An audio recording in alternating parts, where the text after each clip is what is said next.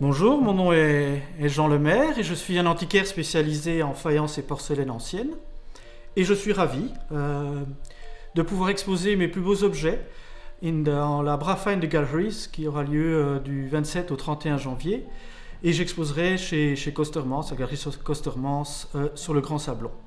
Et je vais vous présenter une de mes plus belles pièces, à savoir un dindon en faïence de Bruxelles, qui date du 18e. En effet, au 18e, c'est d'abord la faïencerie de Strasbourg qui va lancer cette mode. Et puis Bruxelles, grand centre faïencier également, va développer cette technique, cette décoration d'objets qui sont à la fois utilitaires et esthétiques.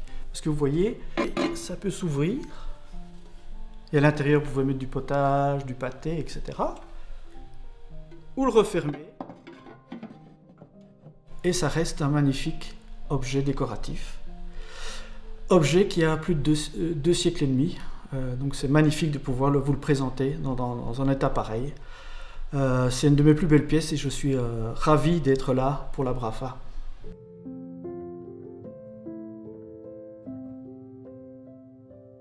Le second objet que je voudrais vous présenter dans le cadre de la Brafa, c'est ici cette paire d'objets montés qui est en fait une réunion de deux civilisations.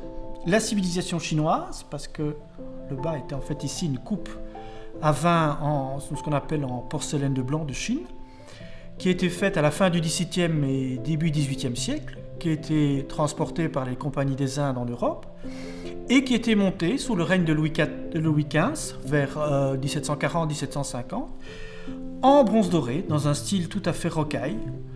À l'intérieur, on a mis plutôt les marchands merciers, qui étaient les intermédiaires pour fabriquer ces objets, ont fait des tiges métalliques et ont mis des petites fleurs au-dessus, des œillets, provenant de la manufacture de Vincennes-Sèvres, donc une porcelaine européenne. Donc c'est pour ça que je dis que ces objets témoignent d'une réunification, d'une coproduction entre la Chine et l'Europe, et tout ça au XVe siècle, un peu plus tôt pour le blanc de Chine, et ici au milieu du XVIIIe, sous le règne de Louis XV, donc vers 1750, à Paris, en France.